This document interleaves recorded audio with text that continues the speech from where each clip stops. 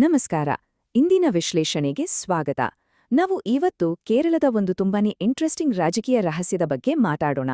ಅದೇನಪ್ಪಾ ಅಂದ್ರೆ ಅಲ್ಲಿನ ಎಕ್ಸಿಟ್ ಪೋಲ್ಗಳು ಮತ್ತೆ ಮತ್ತೆ ಯಾಕೆ ತಪ್ಪು ಲೆಕ್ಕಾಚಾರ ಹಾಕ್ತವೆ. ಸರಿ, ಹಾಗಿದ್ರೆ ಶುರು ಮಾಡೋಣ. ನೋಡಿ, ಕೇರಳದ ಚುನಾವಣೆಗಳಲ್ಲಿ ಒಂದು ದೊಡ್ಡ ಪಜಲ್ ಇದೆ. ಪ್ರತಿ ಸಾರಿ ಎಲೆಕ್ಷನ್ ಮುಗಿದ ತಕ್ಷಣ ಎಕ್ಸಿಟ್ ಪೋಲ್ಸ್ ಭವಿಷ್ಯ ಹೇಳುತ್ತೆ. ಆದ್ರೆ ರಿಸಲ್ಟ್ ಬಂದಾಗ ನೋಡಿದ್ರೆ ಕಥೆಯೇ ಬೇರೆ ಇರುತ್ತೆ. ಯಾಕೀಗಾಗತ್ತೆ? ಇದನ್ನ ಸರಿಯಾಗಿ ಅರ್ಥ ಮಾಡ್ಕೋಬೇಕು ಅಂದ್ರೆ ಮೊದಲು ನಾವು ಇತ್ತೀಚಿನ ಎಲೆಕ್ಷನ್ಗಳ ಒಂದಷ್ಟು ಡೇಟಾ ನೋಡೋಣ. ಉದಾಹರಣೆಗೆ 2021ರ ಎಲೆಕ್ಷನ್ ತಗೊಳ್ಳೋಣ.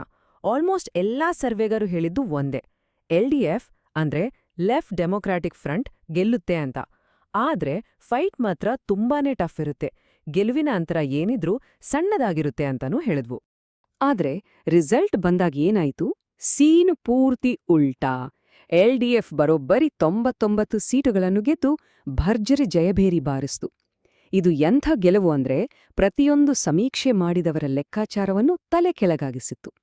ಇದು ಬರೀ 2021ರ ಕಥೆ ಅಷ್ಟೇ ಅಲ್ಲ, 2016ರಲ್ಲೂ ಸೇಮ್ ಸೀನ್ ರಿಪೀಟ್ ಆಗಿತ್ತು. ಆಗಲೂ ಕೂಡ ಎಲ್ಲರೂ ಇದು ಫೋಟೋ ಫಿನಿಶ್ ರೇಸ್ ಅಂದ್ಕೊಂಡಿದ್ರು. ಆದ್ರೆ ರಿಸಲ್ಟ್ ಬಂದಾಗ ಅದು LDFಗೆ ಒಂದು ಕ್ಲಿಯರ್ ಕಟ್ ನಿರ್ಣಾಯಕ ಗೆಲುವಾಗಿತ್ತು. ಹಾಗಾದ್ರೆ ಪದೇ ಪದೇ ಹೀಗೆ ಒಂದೇ ರೀತಿ ಆಗ್ತಾ ಇರೋದು ಸುಮ್ನೆ ಕಾಕತಾಳೀಯನಾ, ಅಥವಾ ಇದ್ರ ಹಿಂದೆ ಏನಾದ್ರೂ ಒಂದು ಹಿಡನ್ ಪ್ಯಾಟರ್ನ್ ಕೆಲ್ಸ ಮಾಡ್ತಾ ಇದೆಯಾ? ಈ ಪೋಲ್ ಮಾಡೋರು ಏನನ್ನ ಮಿಸ್ ಮಾಡ್ಕೊಳ್ತಾ ಇದ್ದಾರೆ? ಬನ್ನಿ ಆ ಸೀಕ್ರೆಟ್ ಪ್ಯಾಟರ್ನ್ ಏನು ಅಂತ ಕಂಡುಹಿಡಿಯೋಣ. ಇದಕ್ಕಾಗಿ ನಾವು ಕಳೆದ 3 ಚುನಾವಣೆಗಳ ಡೇಟಾವನ್ನು ಒಟ್ಟಿಗೆ ಇಟ್ಟು ನೋಡೋಣ. ಈಗ ನೋಡಿ, ಈ ಡೇಟಾವನ್ನೆಲ್ಲ ಒಂದರ ಪಕ್ಕ ಒಂದಿಟ್ಟು ನೋಡ್ದಾಗ ಒಂದು ತುಂಬನೇ ಕ್ಲಿಯರ್ ಆದ ಕನ್ಸಿಸ್ಟೆಂಟ್ ಆದ ಪ್ಯಾಟರ್ನ್ ಕಾಣಿಸುತ್ತೆ. ಇದು ಸುಮ್ನೆ ಒಂದೆಂಡು ಸೀಟಿನ ವ್ಯತ್ಯಾಸದ ಕಥೆಯಲ್ಲ. ಸೊ ಇಲ್ಲಿರೋ ಅಸ್ಲಿ ವಿಷಯ ಏನ್ ಗೊತ್ತಾ? ಎಕ್ಸಿಟ್ ಪೋಲ್ಗಳು ಪ್ರತಿ ಬಾರಿಯೂ LDFನ ಶಕ್ತಿಯನ್ನು ಕಡಿಮೆ ಅಂದಾಜು ಮಾಡ್ತವೆ. ಅದೇ ಹೊತ್ತಿಗೆ UDFನ ಶಕ್ತಿಯನ್ನು ಮಾತ್ರ ಯಾವಾಗ್ಲೂ ಜಾಸ್ತಿ ಅಂತ ಅಂದಾಜು ಮಾಡ್ತವೆ. ಇದು ಸತತವಾಗಿ ನಡೀತಾನೇ ಇದೆ. ನಾವು ಆವ್ರೇಜ್ ಆಗಿ ನೋಡಿದ್ರೆ LDF ಯಾವಾಗ್ಲೂ ಪೋಲ್ಗಳು ಹೇಳಿದ್ಕಿಂತ ಸುಮಾರು 6ರಿಂದ 15 ಸೀಟುಗಳನ್ನು ಜಾಸ್ತಿ ಗೆಲ್ಲುತ್ತೆ. ಅದೇ ಇನ್ನೊಂದು ಕಡೆ UDF ಅಂದ್ರೆ ಯುನೈಟೆಡ್ ಡೆಮೊಕ್ರೆಟಿಕ್ ಫ್ರಂಟ್ ಇದೆಯಲ್ಲ, ಅದು ಸಮೀಕ್ಷೆಗಳು ಹೇಳಿದ್ದಕ್ಕಿಂತ 8ರಿಂದ 20 ಸೀಟುಗಳಷ್ಟು ಕಡಿಮೆ ಪರ್ಫಾರ್ಮ್ ಮಾಡುತ್ತೆ. ಹಾಗಾದ್ರೆ ಈ ವಿಚಿತ್ರವಾದ ಪ್ಯಾಟರ್ನ್ಗೆ ಕಾರಣ ಏನು ಅಂತ ತಿಳ್ಕೋಬೇಕಾದ್ರೆ ನಾವು ಒಂದು ನಿರ್ದಿಷ್ಟ ಗುಂಪಿನ ವೋಟರ್ಸ್ ಕಡೆ ಗಮನ ಕೊಡಬೇಕು. ಪೊಲಿಟಿಕಲ್ ಅನಲಿಸ್ಟ್ಗಳು ಇದನ್ನ ಸೈಲೆಂಟ್ ವೋಟರ್ ಫೆನಾಮಿನನ್ ಅಂತ ಕರೀತಾರೆ.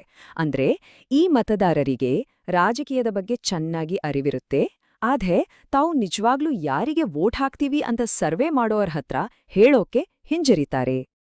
ಇದೇ ನೋಡಿ, ಸರ್ವೆ ಮಾಡೋರಿಗೆ ಎದುರಾಗೋ ಅತಿ ದೊಡ್ಡ ಚಾಲೆಂಜ್.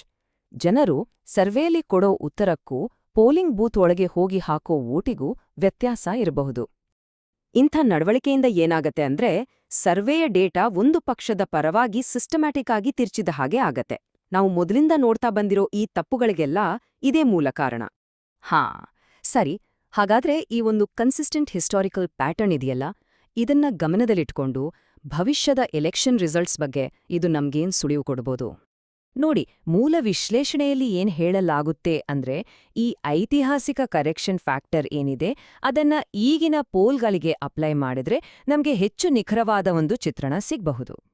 ಈ ಸೈಲೆಂಟ್ ವೋಟರ್ ಎಫೆಕ್ಟ್ ಅನ್ನ ಲೆಕ್ಕಕ್ಕೆ ತಗೊಂಡ್ರೆ ಪೋಲ್ಗರು ಎಷ್ಟೇ ಟಫ್ ಫೈಟ್ ಇದೆ ಅಂತ ಹೇಳಿದ್ರೂ ಕೂಡ ಈ ವಿಶ್ಲೇಷಣೆ ಪ್ರಕಾರ LDF ಆರಾಮಾಗಿ ಗೆಲ್ಲುತ್ತೆ ಅಂತ ಅಂದಾಜ್ ಮಾಡ್ಬೋದು. ಸೊ ನಾವು ಇಲ್ಲಿಂದ ಕಲಿಬೇಕಾದ ಮುಖ್ಯವಾದ ಪಾಠ ಏನಪ್ಪಾ ಅಂದ್ರೆ ಕೇರಳದ ರಾಜಕೀಯದಲ್ಲಿ ನಿಜವಾದ ಕತೆ ಎಕ್ಸಿಟ್ ಪೋಲ್ಗಳ ನಂಬರ್ಗಳಲ್ಲಿ ಇರಲ್ಲ, ಬದಲಾಗಿ ಅದು ಹಿಂದಿನ ಎಲೆಕ್ಷನ್ಗಳ ಪ್ಯಾಟರ್ನ್ಗಳಲ್ಲಿ ಅಡಗಿರುತ್ತೆ. ಇದೆಲ್ಲ ನಮ್ಮನ್ನು ಕೊನೆಗೆ ಒಂದು ದೊಡ್ಡ ಪ್ರಶ್ನೆ ಮುಂದೆ ನಿಲ್ಲಿಸುತ್ತೆ. ಏನಂದ್ರೆ ಈ ಸರ್ವೆಗಳು ಪ್ರತಿ ಬಾರಿಯೂ ಒಂದೇ ರೀತಿ ಗುರಿ ತಪ್ಪುತ್ತಾ ಇದ್ರೆ ಹಾಗಾದ್ರೆ ಅವುಗಳ ನಿಜವಾದ ಉದ್ದೇಶವಾದ್ರೂ ಏನು? ಬಹುಶಃ ಅವುಗಳ ಬೆಲೆ ಇರೋದು ಭವಿಷ್ಯ ಹೇಳೋದ್ರಲ್ಲಿ ಅಲ್ಲವೇನೋ, ಬದಲಾಗಿ ಅವುಗಳ ಈ ಸೋಲುಗಳು ಮತದಾರರ ಹಿಡನ್ ಮೈಂಡ್ಸೆಟ್ ಬಗ್ಗೆ ನಮ್ಗೇನ್ ಹೇಳ್ತವೆ ಅನ್ನೋದ್ರಲ್ಲೇ ಇರಬಹುದು.